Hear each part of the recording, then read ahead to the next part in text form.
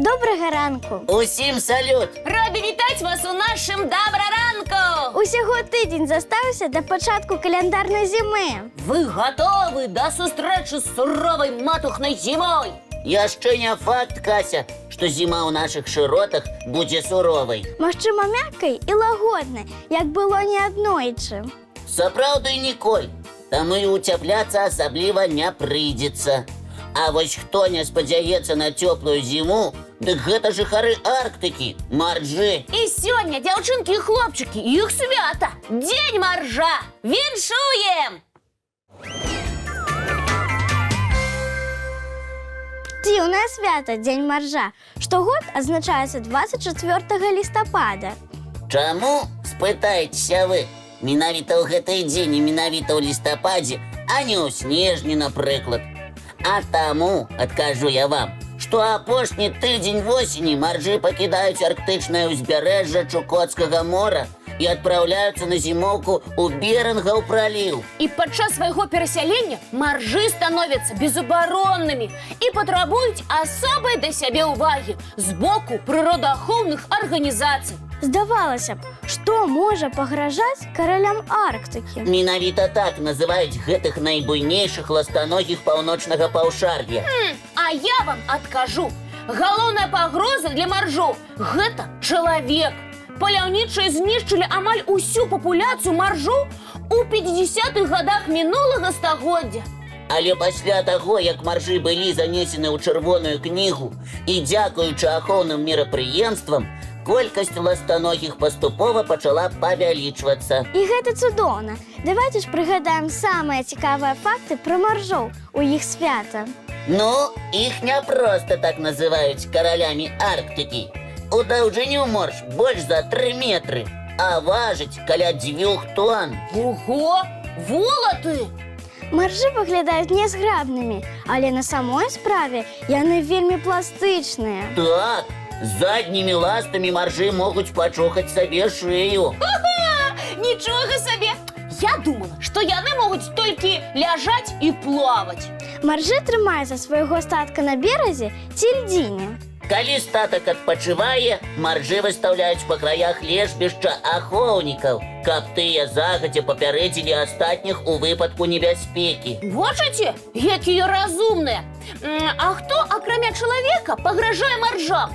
У дзікай прыродзе ў маржоў толькі 2 ворагі – касатка ў вадзе і белы мядзведзь на беразе. Ад іх маржы абараняюцца, напэўна, біўнямі? Правільна, Ніколь, біўнямі.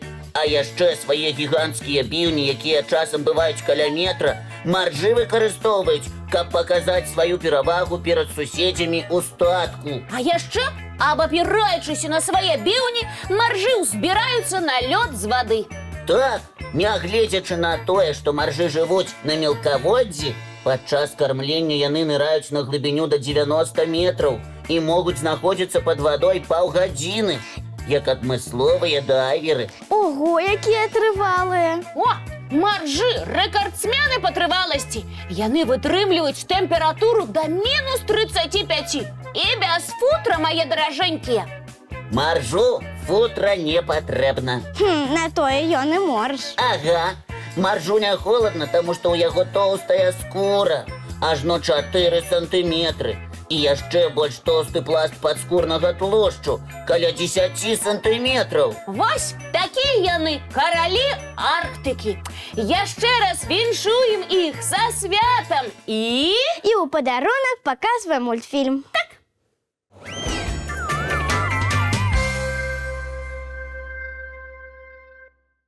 Адпачылі, сябры? Вядома, Лесік. А зараз што прапануем дзяўчынкам і хлопчыкам? не толькі дзяўчынкам і хлопчыкам, але і табе, Ніколь. Мы прапануем... Вы нешта задумалі, Кася?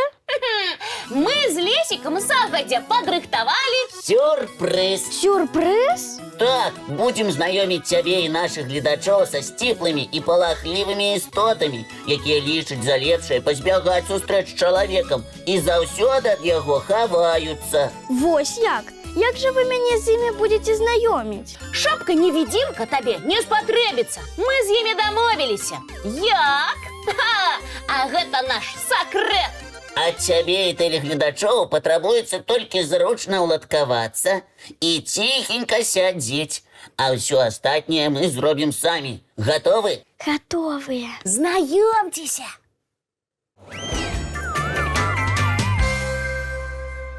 Гэта цеця Рук, наш з Лесікам зямляк.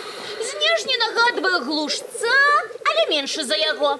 Калі некаторыя з вас, сябры, параўнаюць цецярука з пеўнем, а цяцер з курамі, то вы ў нечым будзеце мець рацыю, бо цецярукі з атраду курападобных. Цяцеры, як і хатнія куры, бурыя, з рудым ці шэрым адценнем. Сціплыя дзяўчынкі, праўда? Так, чаго не скажаш пра цецярука. Зірніце на яго, колькі гонару. О, ён нібы ў фраку, чорнага колеру з фіялетавым адценнем. А белыя пёры, аздабленне на крылах і хвасце заўважылі? Ну, франт, не менш. Згодны. І вы спытаеце, няўжо гэты фанабэрысты цецярук з ярка-чырвонымі кольцамі вакол вачэй у выглядзе броваў палахлівы? Настолькі палахлівы, што ледзь пачуеш шорах, хаваюцца ў кусты ці становіцца на крыло і бывае. Неверагодна, але факт. Цецярук такі. Дзе ж яго можна ўбачыць краем вока, калі атрымаецца падкрасціся цішком? Раскрыю сакрэт. У нашай краіне цецярукоў можна заўважыць у паўночна-ўсходніх раёнах і цэнтральнай частцы Палесся. Цецярук выбірае мясціны, парослыя бярэзнікам, алешынай ці асінай, а таксама ускраіны мохавых балот. Калі побач будзе поле са збожжавымі, цудоўна. Зярняты, пажаданы ласунак для цецярука. А не будзе збожжавых? Цецярукі перажывуць. Улетку ягады, не горшы варыянт прысмаку. Суніцы, буякі, ажыны. Ай, птушкі з радасцю імі пажывяцца, а таксама кветкамі і насеннем раслін. Увосень цецярукі шукаюць ежу ў высокай траве. Там птушкі адчуваюць сябе ў бяспецы. Часам яны выбіраюцца на ўзлесак, аддаючы перавагу бярэзніку. А што ж робяць цецярукі ўзімку, калі студзёна і голадна? Не хвалюйцеся, яны знаходзяць, як пратрымацца да вясны. Ужываюць хваёвыя шышкі, ягады ядлоўцу, не грэбуюць пупышкамі бярозы, асіны, вярбы і алешыны. Значную частку жыцця цецярукі праводзяць на зямлі, аднак узімку кормяцца на дрэвах. Як вы заўважылі, цецярук асцярожны і прадбачлівы. У яго выдатны слых і зрок. Гэта дапамагае яму ратавацца ад драпежнікаў і ад чалавека са стрэльбай. Калі птушка адчуе небяспеку, шорах ці скрып снегу, адразу ж адлятае на вялікую адлегласць. Палёт у цецярука хуткі і энергічны. У халодныя снежныя зімы цецярукі хаваюцца пад снегам, утвараючы там тунэль з камерай на канцы. Па зямлі яны бегаюць хутка, як хатнія куры. Вас цікавіць, які ў іх голас? Розны, скажу я вам. Цяцеры, дзяўчынкі, кудахчуць, як куры. А фанабэрыстыя цецярукі звонка мармычуць. Калі ж расхвалююцца, глуха крычаць.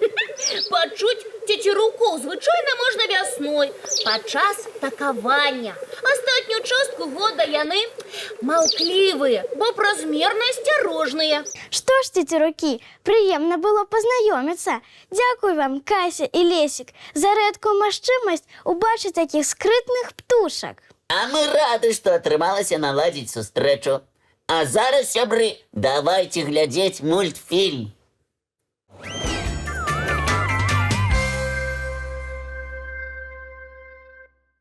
Колы бываюць рознымі. І малымі, і вялікімі. І празмерна вялікімі. Напрыклад, колаагляду. О, з такога кола можна ўбачыць панараму горада. Што там горада? Зараз я вам покажу такое, что у вас закрутится голова. Полетели! О, дзе мы, Лесік? У Аб'яднаных Арабскіх Эміратах на штучным востраве Блу Вотерс, поблизу от Дубая. Ого, якое тут вялікае кола агляду, Лесік. Не просто вялікае, Ніколь, а самае вялікае ў свеце. Слухайте, гэтае кола просто гіганцкае. Сапраўды, яго вышыня фантастычныя 250 метраў, а называецца кола «Вока Дубая». Цікава, колькі пасажыраў адначасова можа знаходзіцца ў гэтым коле? 100! Якія 100, Кася? Адначасова ў ім можа знаходзіцца 1750 пасажыраў. Там 48 кабінак. Ой, мамачки, больш за 1500 людзей у коле. Заўважылі, кабінкі зроблены ў выглядзе капсул. Напэўна, каб ніхто не выпаў з такой вышыні. Лесік, а хутка круціцца вока Дубая? Кола здзяйсняе поўны абарот за 38 хвілін. Бачыце, якія прыгожыя панарамы адкрываюцца з такой вышыні? Ага, і на горад, і на мора. Фантастычная прыгажосць. Будавалі Вока Дубая на працягу амаль 5 гадоў. Адкрылі ў 2021 годзе. І па сённяшні дзень гэта самае высокае кола агляду ў свеце. Ой, у мяне і праўда закруцілася галава ад такой вышыні. Дзякуй, Лесік, за цікавае віртуальнае падарожжа. Рады, што вам спадабалася. А зараз, між іншым, зараз час мульціка. Давайте глядзець.